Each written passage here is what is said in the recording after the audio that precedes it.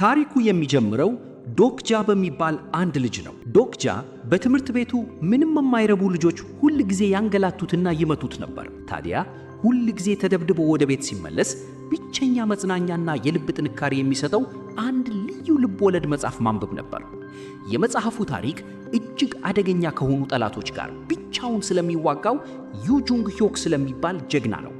በታሪኩ ላይ የጀግናው ጓደኞች በሙሉ አንድ በአንድ ሲሞቱ፣ እሱ ግን የበለጠ ለመጠንገር ራሱን ይገፋፋ ነበር። መጀመሪያ አካባቢ ይህ መጽሐፍ በጣም ተወዳጅ ነበር። ነገር ግን ታሪኩ ለ10 ዓመታት ያህል ስለቀጠለና ከ1000 በላይ ክፍሎች ስሉት አሁን ላይ መጽሐፉን የሚያነበው ሰው ጠፍቶ የቀረው አንድ ሰው ብቻ ነበር። እሱም ዶክጃ ነው። አሁን ዶክጃ በአንድ ኩባንያ ውስጥ በኮንትራት ተቀጥሮ ይሰራል። ዛሬ በስራ ቦታው የመጨረሻ ቀኑ ነው። በአጋጣሚ ደግሞ ያም ያነበው ልብ ወለድ መጽሐፍ የመጨረሻው ክፍል የወጣው ዛሬውኑ ነበር። ስራውን ጨርሶ የመጨረሻውን ክፍል አነበበው። ነገር ግን ፍጻሜውን ሲያየው በጣም አዘነ። ምክንያቱም በህይወት የተረፈው ያ ጀግናው ዩጁንግ ሂዮክ ብቻ ነበር። በነገሩ ተበሳጭቶ ለጸሐፊው መልእክት ላከለት። ታሪኩ በጣም አስጠሊታ ነው። ፍጻሜውን ለምን እንዲህ አደረከው? ከዚህ የተሻለ ሊሆን ይችል ነበር አለው። በባቡር ወደ ቤቱ እየተመለሰ ሳለ አብራው በዚያው ኩባንያ ውስጥ የምትሰራውንና እሷም ኮንትራቷ ያበቃውን ዩሳንጋሃ የተባለች ልጅ አገኛት። ሁለቱ እያወሩ ሳለ በዶክጃ ስልክ ላይ ከጸሐፊው ምላሽ መጣ። ጸሐፊው ቢያንስ ታሪኩን እስከ መጨረሻው ያነበበ ሰው በመኖሩ ደስ ብሎኛል ካለ በኋላ ፍጻሜው ካላረካ ከምሽቱ 1 ሰዓት በኋላ የራስህን ፍጻሜ ለመጻፍ ዕድል ታገኛለህ የሚል መልእክት ላከለት። ልክ በዚያች ቅጽበት ባቡሩ በኃይል ተናወጠ። ከዚያም ቆመ። በባቡሩ ውስጥ አንድ እንግዳ ድምፅ አስተጋባ። ዶክጃ ሰዓቱን አየ። ልክ 1 ሰዓት ነው። ወዲያውኑ ይህ ነገር ልክ በመጽሐፉ መጀመሪያ ላይ እንደተጻፈው የሆነ እንደሆነ ገባው። ድንገት አንድ አስፈሪና እንግዳ ፍጡር በባቡሩ ውስጥ ታየ። አንድ ሰውዬ በፍጡሩ ላይ ሲጮህበትና ባቡሩን አንቀሳቀስ ሲለው ፍጡሩ ከዓይኑ ሌዘር ተኩሶ ሰውየውን ወዲያውኑ ገደለው። ፍጡሩ ሁሉም ዝም እንዲል አዘዘና ራሱን መልእክተኛ ብሎ አስተዋወቀ። የሰው ልጅ ኃጢአት ገደቡን ማለፉንና ቅጣት መምጣቱን አወጀ። ነገር ግን በዚህ ጨዋታ ውስጥ ለማሸነፍ ዕድል እንዳለ ነገራቸው። ልክ በዚህ ጊዜ በስክሪኑ ላይ መልእክት መጣ። በ10 ደቂቃ ውስጥ እያንዳንዱ ሰው አንድ በሕይወት ያለ ፍጡር መግደል አለበት። የተሳካለት 300 ሳንቲም ኮይንስ ያገኛል። ያልተሳካለት ግን ይሞታል። ባቡሩ እንደቆመ ነው። ተሳፋሪዎች መተራመስ ጀመሩ። አንዳንዶቹ እርስ በርሳቸው መደባደብ ሲጀምሩ፣ ሌሎቹ ደግሞ ሰውን ለመግደል ተባበሩ። አንዲት ሴት ወደ ሌላኛው ክፍል ለማምለጥ ስትሞክር በሩ በማይታይ ግድግዳ ተዘጋ። ዶክጃ ወደ ቀጣዩ ክፍል ሲመለከት ዩጁንግ ሂዮክን አየው። አሁን ነገሩ ሙሉ በሙሉ ግልጽ ሆነለት። ይህ እሱ ሲያነበው የነበረው ታሪክ ነው። ይህ ማለት ደግሞ የዚህን ዓለም የወደፊት ዕጣ ፈንታ አስቀድሞ ያውቃል ማለት ነው። ድንገት አንድ ግዙፍ ከወንዙ ላይ ወጥቶ ባቡሩን መታው። ባቡሩን በኃይል ተገላበጠ። ዶክጃ ግን ሕጉን አስታወሰ። ሕጉ የሚለው ማንኛውንም በሕይወት ያለ ፍጡር ግደሉ ነው እንጂ ሰው ግደሉ አይልም። በዚህ ጊዜ ጊልያንግ የተባለ ትንሽ ልጅ የጉንዳን ማስቀመጫ ይዞ አየው። ወዲያውኑ ነጥቆ ለዩሳንጋ ሰጣትና አንድ ጉንዳን መርጠሽ ግደይ አላት። ከዚያም የሰዎችን ትኩረት ለመሳብ ሞከረ፣ ግን ማንም አላየው። ጊዜ ሳያባክን ራሱ በፍጥነት አንድ ትንሽ ጉንዳን ገደለ። ወዲያውኑ ሆሎግራም ታይቶ 300 ሳንቲም አገኘ። አሁን የሁሉም ሰው ትኩረት ወደ እሱ ሆነ። ነገር ግን ሰዎች ጉንዳኑ ለሁሉም እንደማይበቃ ሲረዱ ድንጋጤው በረታ። በዚህ መሃል አንድ ሰው አንዲት አሮጊትን ሲያጠቃ ታየ። ሊያስቆመው ሞከረና በምትኩ ጉንዳን ግደል አለው። ሰውየው ግን አሮጊቷን መግደል አስደስቶኛል በማለት እምቢ አለ። ዶክጃ መጽሐፉን አስታወሰ። የዚህ ሰው ስም ፕሪንስ ይባላል፣ የታሪኩ ተንኮለኛ። ዶክጃ ለማጥፋት ሲሞክር ፕሪንስ እሱን ማጥቃት ጀመረ።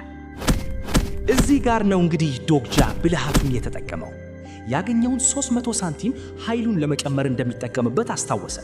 ወዲያውኑ ተጠቀመበት። ጉልበቱን በመጨመር ፕሪንስን በኃይለኛ ቦክስ አበረረው። ነገር ግን ፕሪንስም ቀላል አልነበረም። የራሱ አደገኛ ኃይል ነበረው። ወዲያውኑ ተነስቶ አካባቢውን በጨለማ በመሸፈን ዶክጃን በኃይል መምታት ጀመረ። ልክ በዚህ ጊዜ የጉንዳን ሳጥኑ መሬት ላይ ወድቆ ተሰበረ። ብዙ ጉንዳኖችም ወጡ። ዶክጃ ጉንዳኖቹን በመጨፍለቅ ብዙ ሳንቲሞችን አገኘ።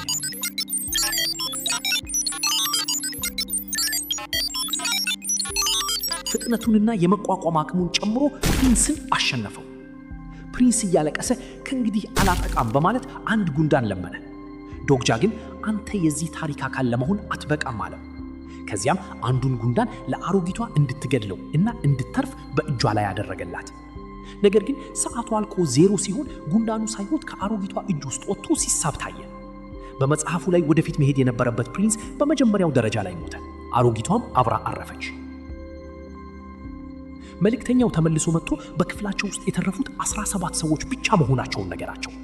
በዚህ እንግዳ ዓለም ውስጥ ኮከቦች ወይም ኮንስተሌሽንስ የሰዎችን መከራ ከሩቅ ማየት የሚወዱ ኃያላን ፍጡራን ናቸው። መልእክተኛው እያንዳንዳቸው ከነዚህ ኮከቦች የተለየ ስጦታ ወይም ስፖንሰርሺፕ እንደሚያገኙ ነገራቸው። ዶግጃ ግን ስፖንሰርሺፕ ሁል ጊዜ ጥሩ እንዳልሆነ ያውቃል። ፈጥኖም ይሁን ዘግይቶ በምትኩ አንድ ነገር መክፈል አለባቸው። ስለዚህ ለአሁኑ ምንም ስፖንሰርሺፕ እንደማይፈልግ ወሰነ። ድንገት ባቡሩ እንደገና ተናወጠ። አንድ ግዙፍ የውሃ ጭራቅ ወደ ታች እየሳባቸው ነበር። ሊ ሂዩንሱንግ የተባለ ወታደር በሩን ለመክፈት ሲሞክር አየው። ሂዩንሱንግም የታሪኩ ዋና ገጸ ባህሪ መሆኑን አስታወሰ። የተደበቀ ኃይል እንዳለውና እሱን መቀስቀስ እንዳለበት ነገረው። ሂዩንሱንግ ኃይሉን ቀስቅሶ በሩን መክፈት ቻለና ሁሉም አመለጡ። ዶግጃ ትንሹ ልጅ ጊል ያንግ በጉንዳኖቹ መሞት አዝኖ ባቡር ውስጥ ሲቀር አይቶት በፍጥነት ተመልሶ አወጣው። እየሮጡ ሳለ አዲስ ድምፅ አስተጋባ። ቀጣዩ ደረጃ ተጀምሯል። አሁን አንድ ድልድይ መሻገር አለባቸው። ያ ግዙፉ የውሃ ጭራቅ እንደገና ወጥቶ የድልድዩን ትልቅ ክፍል ሰባበረ። ትልቅ ክፍተት ፈጥሮ ወደ ውሃው ተመለሰ። ነገሩን ይበልጥ ለማስጨነቅ መልእክተኛው የባቡር ቱቦ ድልድዩ ላይ ጣለበት። የሞቱት ሰዎችን በሙሉ በድንገት ተነስተው ተጫዋቾቹን ሊገድሉ ማሳደድ ጀመሩ።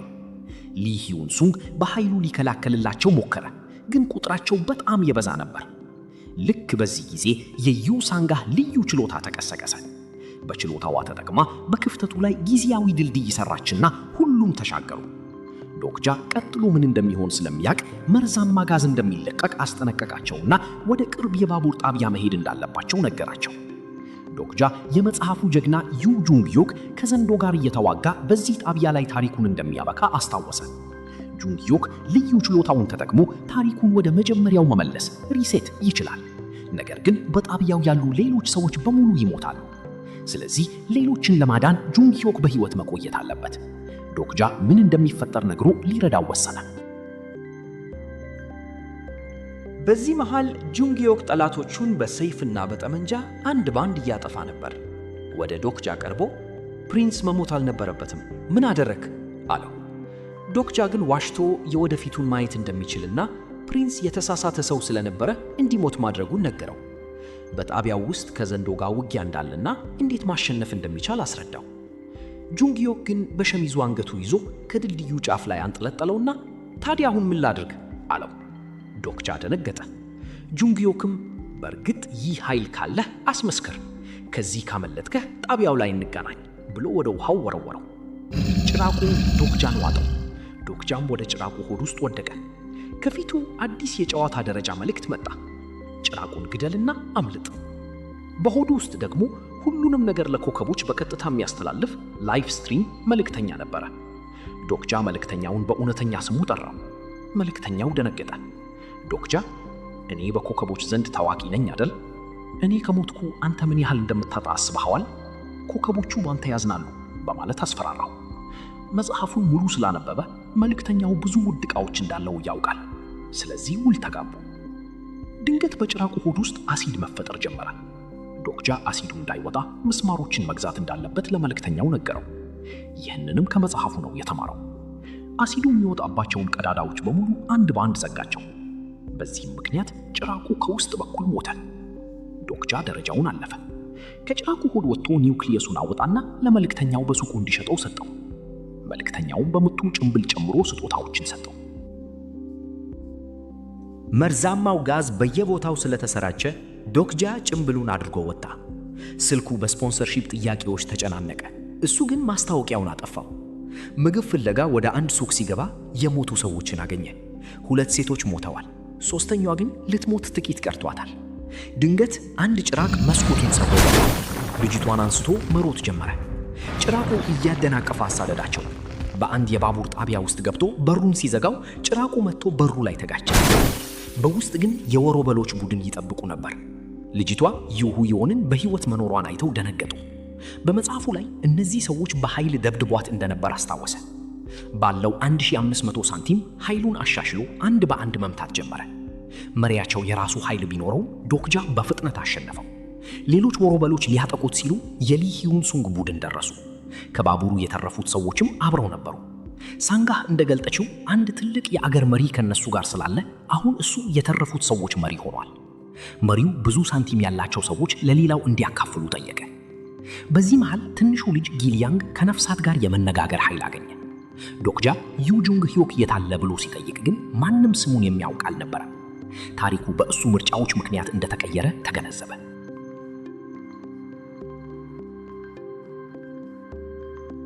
ከ3 ሰዓት በኋላ የህይወት መኖሪያ ክፍያ ወይም ሰርቫይቫል ፊ መክፈል እንዳለባቸው ተነገራቸው። በዚህ ዓለም በህይወት ለመቆየት እንኳ ክፍያ አለው። ክፍያ ለመክፈል ደረጃዎችን ያለማቋረጥ ማለፍ አለባቸው። መሪው ኢንሆ ወደ ዶክጃ ቀርቡ ሳንቲሞችን ለነዚህ ሰዎች አጋራ አለው። ዶክጃ መጀመሪያ ሊሰጠው አስቦ ነበር። ነገር ግን ይህ ሰው በመጽሐፉ ላይ መጥፎ እንደነበር አስታወሰ። ኢንሆ ነፍሱን ለኮከቦች የሸጠ ጭራቅ ነበር። ሰዎች ግን ገና አላወቁትም ነበር። ሳንቲም የሌላቸው ሰዎች ሲጨነቁ ዶክጃ በመጨረሻ ምንም ሳንቲም አልሰጥም አለ። ነገር ግን ደረጃውን አልፎ ሁሉንም እንደሚያድን ቃል ገባ።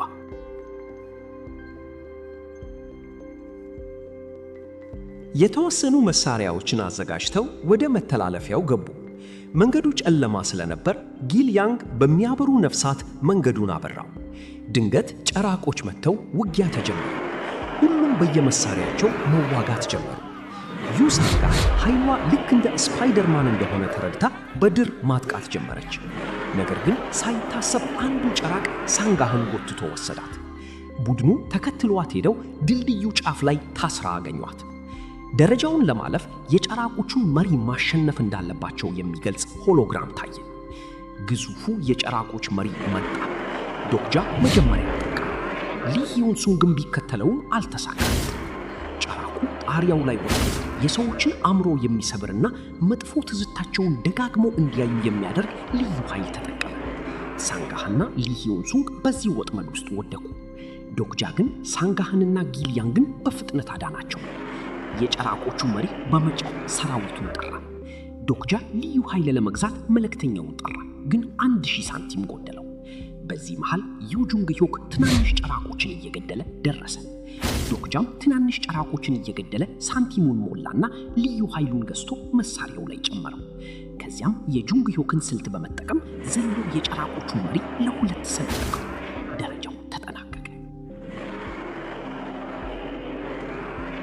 ለሽልማት ዩጁንግ ሂዮክ 2 አጫጭር ሰይፎችን፣ ሊ ሂዩንሱንግ እንግዳ ጓንት፣ ጊልያንግ ነፍሳትን የሚቆጣጠር የራስ ቁር፣ ዩሳንጋ ልዩ ኮት፣ ዶክጃ ደግሞ የተሰበረ ሰይፍ አገኙ። ዶክጃ የሰይፉን ሌላኛውን ክፍል መፈለግ እንዳለበት ያውቃል።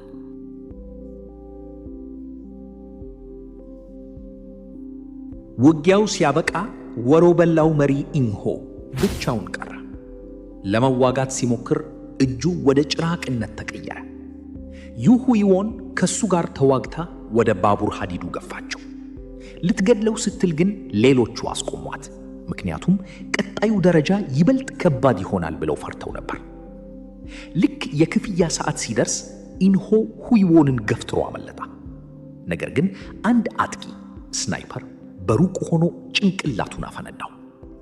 ይቺ አጥቂ ጄ የምትባል የጁንግዮ ጓደኛ ነበረች። ሳንቲሙን በሙሉ ወስዳ ሄደች። ጣቢያው ላይ አዲስ ማስታወቂያ ተነገረ። 104 ሰዎች አላቸው። ወደ አረንጓዴው ቀጠና ግሪን ዞን ለመግባት 10 ደቂቃ ብቻ አላቸው። ያለበለዚያ ጭራቆች ይገድሏቸዋል። ነገር ግን ያለው አረንጓዴ ቀጠና 52 ብቻ ሲሆን እያንዳንዱ መያዝ የሚችለው አንድ ሰው ብቻ ነው። መተራመስ ተፈጠረ። ጎንግ ፒልዱ የተባለ ሰው የቪአይፒ ቦታውን ዘግቶ ለመግባት ሳንቲም መጠየቅ ጀመረ። ዶክጃ ቡድኑ እንዲበታተን ነገራቸው። ጄ መታ የጁንግዮግን መልእክት አደረሰችው። ዶክጃ ሌሊቱን ብቻውን ማሳለፍ አለበት። በዚህ መሃል አረንጓዴው ቀጠናዎች ቦታቸውን መቀየር ጀመሩ። ዶክጃ የቆመበት ቦታ አረንጓዴ ሆነ። 10 ደቂቃው አልቆ ጭራቆች መጥተው ሰዎችን መግደል ጀመሩ። ዶክጃ ጁንግ ሂዮክ ጊልያንግን ጥሎ ራሱን ብቻ ለማዳን ሲሞክር አየው። ዶክጃ ግን ልጁን ጥሎ ለመሄድ ፈቃደኛ አልነበረም። እየተዋጋ ልጁን አረንጓዴው ቀጠና ውስጥ አስገብቶ እሱ ራሱ ሮጦ አመለጠ። ጭራቆቹ በሙሉ ወደ ዶክጃ ዞሩ። ዶክጃ ውጊያው ላይ የወደቀውን የሚያበራ ድንጋይ ዋጠው። ወዲያውኑ ወደ ሌላ ዓለም ትዝታ ውስጥ ገባ።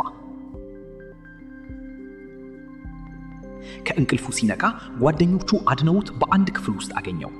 ነገር ግን ሊ ሂዩን ሱንግ በጣም ቆስሎ ነበር። ዛሬ ከዘንዶ ጋር የሚደረገው ውጊያ ቀን ነው።